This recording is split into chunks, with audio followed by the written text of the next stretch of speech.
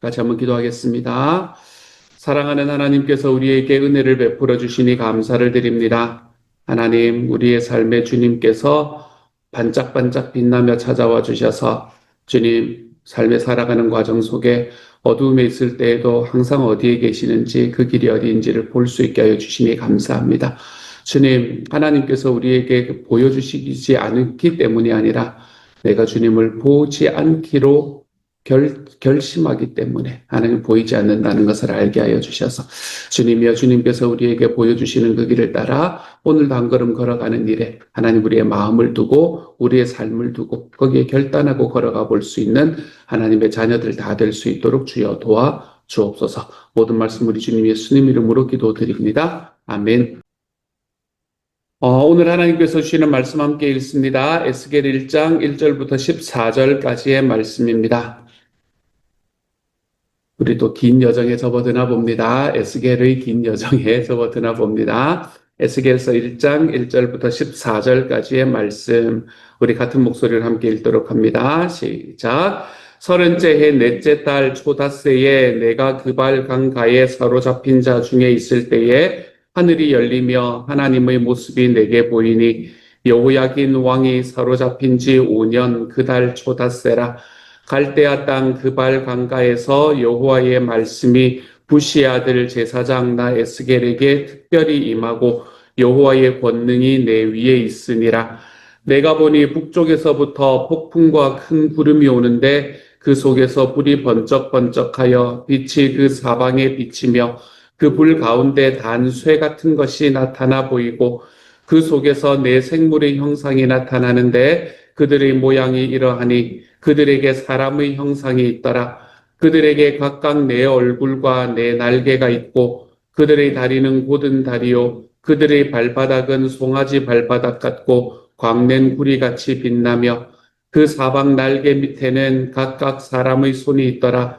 그 네 생물의 얼굴과 날개가 이러하니 날개는 다 서로 연하였으며 갈 때에는 돌이키지 아니하고 일제히 앞으로 곧게 행하며 그 얼굴들의 모양은 넷의 앞은 사람의 얼굴이요 넷의 오른쪽은 사자의 얼굴이요 넷의 왼쪽은 소의 얼굴이요 넷의 뒤는 독수리의 얼굴이니 그 얼굴이 그러하며 그 날개는 들어 펴서 각기 둘씩 서로 연하였고 또 둘은 몸을 가렸으며 영이 어느 떤 쪽으로 가면 그 생물들도 그대로 가되 돌이키지 아니하고 일제히 앞으로 곧게 행하며 또 생물들의 모양은 타는 숯불과 횃불 모양 같은데 그 불이 그 생물 사이에서 오르락 내리락 하며 그 불은 광채가 있고 그 가운데에서는 번개가 나며 그 생물들은 번개 모양같이 왕래하더라. 아멘. 에스겔서의 말씀을 처음 시작했으니까 에스겔서가 어떻게 언제 어떤 방식으로 쓰여졌는가, 언제 어떻게 누구에 의해서 쓰여졌는가라는 이야기를 오늘은 먼저 잠깐 나누려고 합니다. 첫 번째 부분의 1절에서 3절에 보면 에스겔이 어떤 때에 이제 이 말씀을 썼는가, 어떤 곳에서 말씀을 썼는가라는 것을 우리에게 말합니다. 이렇게 말하네요.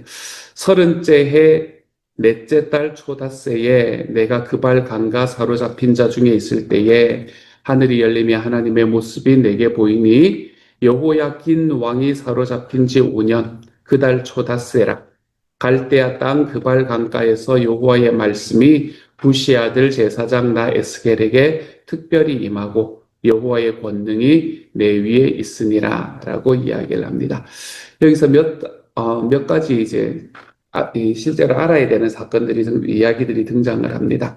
먼저 그발 강가라는 것이 있습니다. 이 그발 강가라는 곳은 유다 땅에 있었던 것이 아니라 바벨론 지역에 있었던 강이 바로 그발 강이라는 강이었습니다. 그래서 당시에 바벨론의 수도를 가로지르던 강 중에 하나, 그게 바로 이 그발 강이라는 곳이었습니다. 그러니까 지금 현재로 에스겔이라는 사람은 어디에 있다는 걸 알 수 있나 하면 바벨론 땅에 있다라는 걸 알 수 있겠죠. 그렇죠? 그거를 뭐라고 말하고 있나 하면 말씀에서는 갈대아 땅이다라고 이야기합니다. 이 갈대아라는 말은 바벨론 사람들을 이야기할 때 사용되는 거의 둘이가 똑같은 단어다라고 생각을 하시면 됩니다. 갈디안, 카르디안이라는 이 단어는 바벨론 사람들을 의미하는 단어입니다. 그러니까 갈대아 땅, 다시 말해서 바벨론 땅 그발 강가, 그러니까 그 바벨론의 수도에 있는 강 중에 하나, 그 강가에 지금 서 있는 상황에서 하나님의 말씀이 제사장인 에스겔에게 임한 거예요. 그렇죠? 에스겔의 직업은 제사장이었습니다. 일단은 그걸 먼저 알고요. 좀 이따 다시 설명을 드릴게요. 그리고 난 다음에 이제 언제 왔는가라는 이야기를 하면서 여호야긴 왕이 사로잡힌 지 5년 이렇게 이야기합니다. 그렇죠? 그래서 여호야긴 왕이 누군가라는 거 우리가 좀 알아야 당시에 언제쯤인가라는 걸 알 수 있을 겁니다. 여호야긴 왕이라는 사람은 주전 597년에 유다의 왕이 되었던 사람이었고, 그리고 겨우 3달 동안 왕위에 있었던 사람이었습니다. 이제 우리가 지금 성경 읽기도 아마 그 어간을 우리가 읽게 될 건데요. 요시야라는 왕이 이제 들어오고, 아직까지는 요시야를 읽지는 않을 거예요. 어쨌든 요시야라는 왕이 이제 즉위를 하고, 요시야가 39년을 나라를 다스리다가 그러다가 이집트하고의 전쟁에서 죽게 된단 말이에요. 이집트와의 전쟁에서 죽게 되고 난 다음에, 그리고 난 다음에 바로 직후에 올라온 사람이 바로 여호야긴이라는 사람이었습니다. 여호야긴이라는 왕은 이제 이집트가 그거를 이 요시야 왕을 죽이고 난 다음에 전쟁을 하러 가는 중에 왕으로 세웠다가 전쟁이 끝나고 돌아오면서 그거 했던 폐위시켰던 그런 왕이 바로 여호야긴이라는 왕이었습니다. 그래서 겨우 3달 동안 이제 왕위에 있었던 사람이었고요. 이 사람이 결국 나중에는 어디로 사로잡혀가나 하면 바벨론으로 사로잡혀가는 것을 보게 됩니다. 그렇게 바벨론으로 사로잡혀가서 사로잡혀 가면서 이제 이 사람과 함께 당시에 유다 지방에 있던 상류계층에 있던 사람들을 다 포로로 끌고 갑니다. 그것을 우리는 뭐라고 말하냐면 제1차 포로다라고 이야기를 합니다. 이스라엘이 그 갈 때 이 포로로 포로로 잡혀가는 과정이 총 3번에 걸쳐서 일어났다라고 이야기를 하거든요. 성경에서는 이제 크게는 2번이다라고 이야기를 하기도 하지만 어쨌든 총 3번에 걸쳐서 포로로 사로잡혀가는데 그 중에서도 첫 번째로 일어났던 포로가 아니고 2번째로 일어났던 이제 잡혀갔던 포로에 함께 갔던 사람이 에스겔이었어요. 유다가 3번의 포로로 잡혀가는데 첫 번째 포로 때 잡혀갔던 사람 중에 제일 유명한 사람은 다니엘, 그렇죠. 우리 말씀을 설명하셨던 분들은 기억을 하실 겁니다. 2번째로 잡혀갔던 사람 중에 제일 유명한 사람이 에스겔. 그리고 3번째는 전체가 다 사로잡혀갔다. 이렇게 생각을 하시면 될 겁니다. 그래서 다니엘이 605년에 사로잡혀갔고, 그리고 이 에스겔이 주전 597년에 이제 사로잡혀가는 그런 상황이 펼쳐지는 거죠. 그러니까 넷째 달, 죄송합니다. 여호야긴 왕이 사로잡힌 지 5년이라고 이야기했으니까 597년에 사로잡혀갔으니까 한 592년 정도, 그 정도가 되는 셈입니다. 그러니까 이게 뭐 연도가 중요한 건 아니고 아직 유다가 멸망하기 전이다라는 게 중요합니다. 왜냐하면 유다는 587년에 멸망을 하거든요. 주전 587년에 멸망을 하기 때문에 아직 유다가 멸망하기 전인데 이제 이 바벨론에 사로잡혀 가 있던 사람들 중에 있던 한 사람, 이 에스겔이라는 사람에게 하나님의 메시지가 전해지는 겁니다. 그리고 오늘 첫 번째 시작을 보면 30째 해 넷째 달 초닷새에라고 이야기합니다. 왜 30번, 이건 이제 나이를 이야기하는 거거든요. 자기 나이가 30세, 4달 5일이 되었다. 이렇게 이야기를 하는 겁니다. 근데 이제 여기서 30째 해 넷째 달 초닷새, 왜 30살이 넘었다라는 것을 강조하고 있느냐라면, 당시에 이제 율법에 의하면 유다에서는 그걸 하는 게 제사장의 직무를 감당하는 게 30살부터다라고 이야기를 합니다. 다시 말해서 하나님 앞에서 공적인 행위를 감당하는 것이 30살 때부터 감당을 합니다. 그래서 30살 때부터 시작을 해서 50세까지 이제 감당을 하게 됩니다. 그래서 30살이 되었다라고 이야기를 했다라고 이야기하는 건 이제 내가 제사장으로서 역할을 감당을 할 수 있는 그때, 공적인 역할을 감당을 할 수 있었던 그때, 그가 한다. 이 하나님 앞에서 첫 번째 그거를 받았다라고 이야기를 하고 있는 거죠. 이 말씀이 이제 나중에 에스겔이 후반부하고도 연결이 되는데요. 어, 그러니까 에스겔이 마지막에 그걸 하는 게 에스겔 40장의 말씀이거든요. 에스겔 40장의 말씀에서 그가 50세가 되었을 때다라고 이야기를 하고 있는 것을 보게 됩니다. 그러니까 에스겔은 딱 제사장의 나이만큼 이제 사역을 했다라는 것을 이야기하기 위해서 여기서 30살이라는 이야기를 하고 있습니다. 그리고 나타나는 이야기, 그래서 요 말씀을 먼저 보고 생각을 하죠. 그래서 요 말씀을 바라보면, 에스겔이라는 사람은 그때 당시에, 물론 사회적인 좀 엘리트이기는 했었겠지만, 왜냐하면, 여호야긴 왕하고 같이 사로잡혀 갔었잖아요. 그렇죠.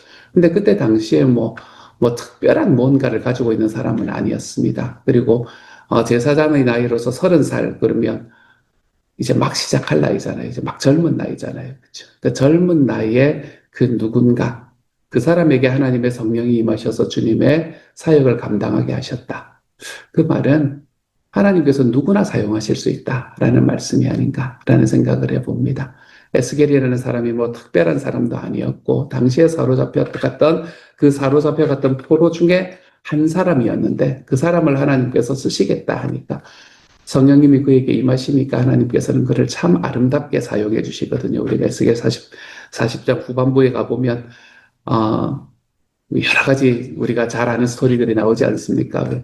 그 성전에서 이렇게 물이 흘러가는 스토리도 에스겔의 스토리이고, 그리고 마른 뼈가 살아나는 스토리도 에스겔의 스토리.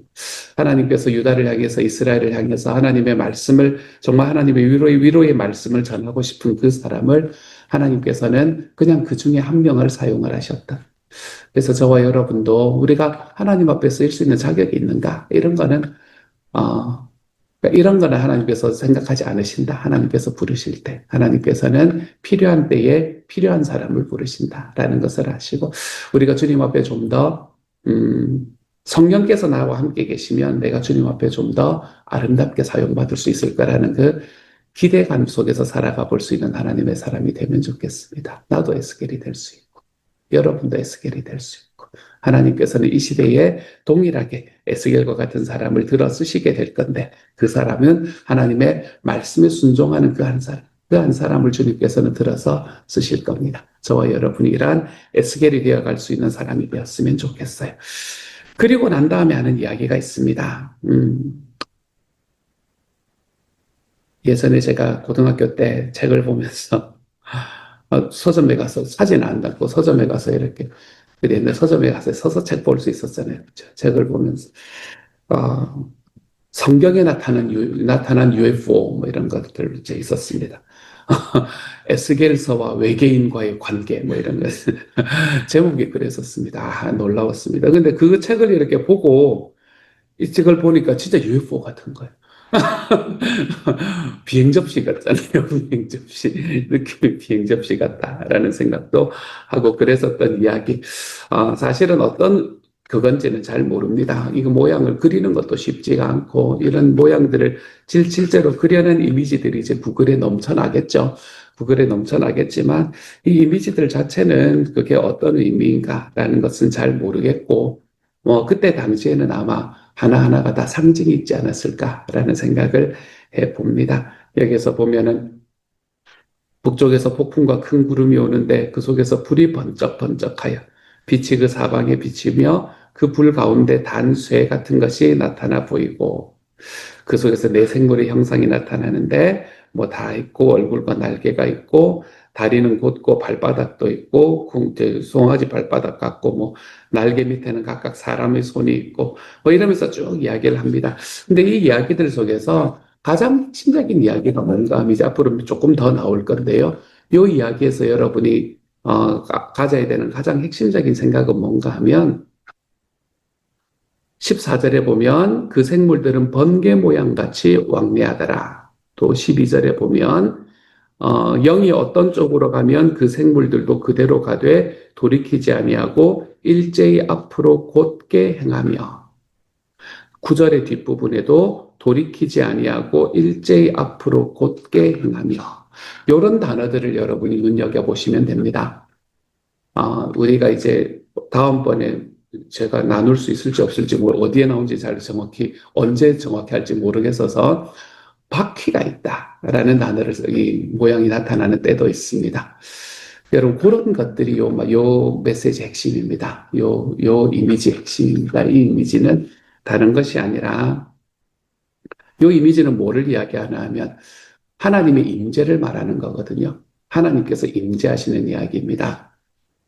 폭풍과 큰 구름이 오고 불이 번쩍번쩍한다라는 건 하나님께서 시내산에 임재하실 때 나타났던 딱 그 이미지입니다. 그러니까 이건 하나님의 임재를 말하는 그런 이야기를 하고 있는데 그 하나님의 임재가 어떻게 할 수 있다는 걸 말하나 하면 움직일 수 있다는 걸 이야기하는 겁니다. 하나님의 임재하심이 움직일 수 있다는 사실. 이 전체 이미지의 가장 핵심은 거기에 있습니다. 하나님의 임재가 움직일 수 있다는 사실이 왜 중요할까? 당시 에스겔은 어디에 있었어요? 바벨론에 있었어요. 그리고 바벨론에는 뭐가 없어요? 그리고 에스겔의 그 직업은 뭐예요? 제사장이에요. 제사장은 뭐 하는 사람이에요? 성전을 섬기는 사람이어야 돼요. 그런데 거기에는 성전이 있어요? 없어요? 없어요. 유다에는 아직 성전이 있어요. 왜냐하면 아까 유다가 멸망하기 전이라 그랬잖아요. 그렇죠? 유다에는 아직 성전이 있어요. 그런데 바벨론에는 성전이 없어요. 성전이 없다라는 말을 요즘에야 우리 생각에야 그냥 잠깐 어디 출타하면은 다른 교회 잠깐 가서 예배 드리고 오지 이런 느낌으로 생각하시면 안 됩니다. 성전이라는 것은 전 세계 하나밖에 없는 곳이고 당시에 그거로는 한 곳밖에 없는 곳이고 그 성전에 하나님의 임재가 있다고 생각하는 그런 시대였어요.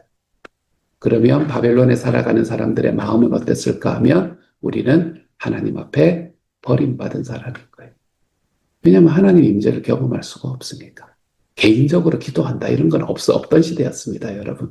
그런 게 아니라 성전에 가서 하나님을 만나야 되는 시대였는데 근데 자기들에게는 성전이 없어요.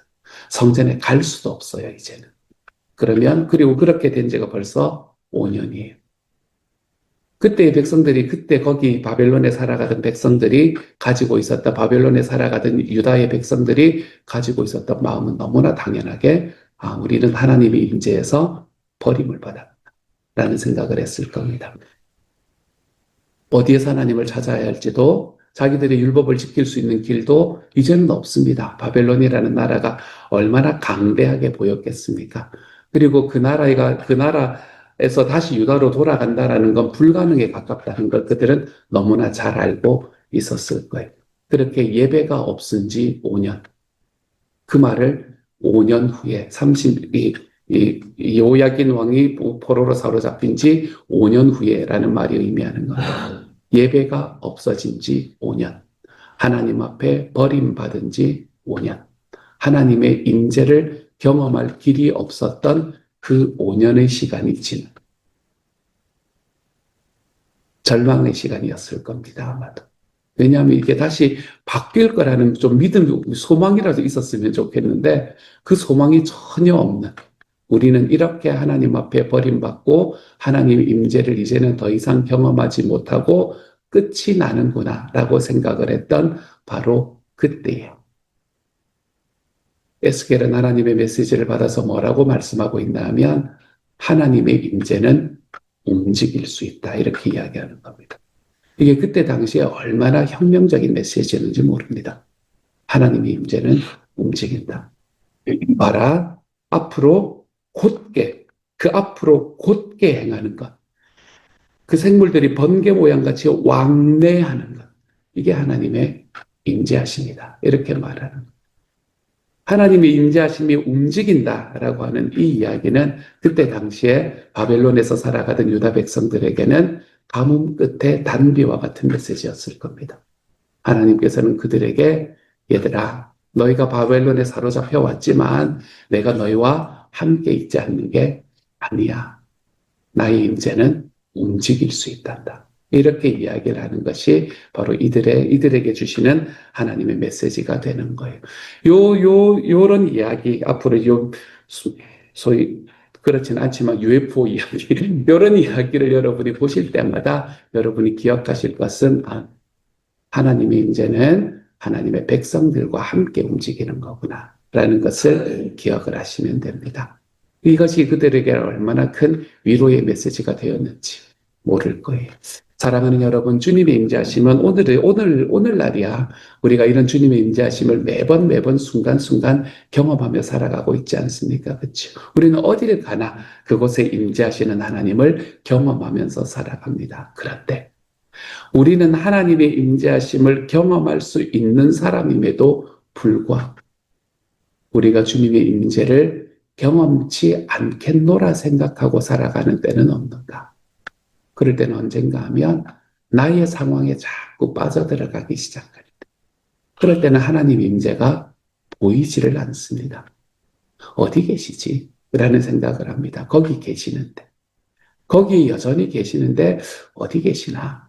하나님이 들으면 얼마나 이게 나쁜 의미가 아니라 우스우실까라는 생각이 듭니다. 거기 여전히 서 계시는데 자꾸 어디 계시나요? 왜 침묵하시나요? 이런 이야기들을 하는 우리의 모습을 한 번쯤 돌아보면 좋겠습니다. 주님의 임재는 하나님의 백성이 가는 어디에나 함께 있다는 사실. 사랑하는 여러분, 오늘 여러분의 삶이 어떤 삶의 고난 속에서, 광야 속에서, 어둠 속에서 걸어가는지 저는 세세히 잘 모를 수가 있습니다. 하지만 한 가지 확신할 수 있는 것은 기억하십시오, 여러분. 그 모든 삶의 광야 가운데서 주님의 임재는 여전히 그곳에 함께 계신다는 사실을. 그러니 두려워하지 마시고 하나님 앞에서 어떻게 해야 되는가 원망하지 마시고 거기에 여전히 계시는 주님을 딱 붙들고, 하나님, 제가 주님과 함께 걸어가며 살아가기를 원합니다. 그 마음 하나님 앞에 가지고 여러분의 삶을 좀 담대하고도 우리 주님 앞에 기쁨으로 걸어가 볼 수 있는 하나님의 사람이 되어 가시기를. 나의 삶의 상황에 매몰되는 것이 아니라 거기서도 여전히 반짝반짝 빛나시는 우리 주님의 임재하심을 경험하며 살아가 보실 수 있는 오늘 하루가 되어 가시기를 우리 주님의 이름으로 축복합니다. 같이 한번 기도하십시다. 사랑하는 하나님, 주님께서는 우리에게 너 왜 그렇게 사냐라고 이야기하시는 경우보다는 잘하고 있다, 수고가 많다, 주님 우리에게 그렇게 이야기하시는 하나님의 음성이 훨씬 더 많음을 하나님이여 좀 기억하며 살아갈 수 있게 하여 주십시오. 막 추울 때 불을 딱 붙이면 그것이 따뜻하게 그 주변의 온기가 채워지는 것처럼 하나님께서 내 옆에 딱 계셔서 나의 삶에 있는 어떤 폭풍우 속에서도 나에게 온기를 걷어가지 않으시는 분이 내 하나님이심을 주님, 우리 삶에서 좀 경험하면서 살아갈 수 있도록 주님 도와 주옵소서. 사랑하는 하나님, 그래서 오늘도 우리의 삶은 우리를 파도처럼 덮칠 겁니다. 하나님, 그 파도처럼 우리 일렁이는 그 파도를 바라보며 우리는 때로는 낭망하고 절망할지도 모릅니다. 하지만 그럴 때마다 하나님, 마치 포로로 잡혀갔고 5년 동안이나 하나님 앞에 버림을 받았다고 생각하며 살아갔던 그 모든 순간에 놓여져 있었던 그만큼의 고통과 아픔을 당하고 있는 상황 속에서도 주님께서는 나는 너와 함께 임재하고 있다 라는 그 사실을 말씀해 주셨던 것처럼 주님, 오늘을 살아가는 우리 모두에게도 주님께서 그 말씀으로 다가와 주시고 우리가 그 하나님을 볼 수 있는 눈이 뜨여지는 하루가 되도록 하나님 도와 주옵소서. 모든 말씀 우리 주님 예수님 이름으로 기도드립니다. 아멘.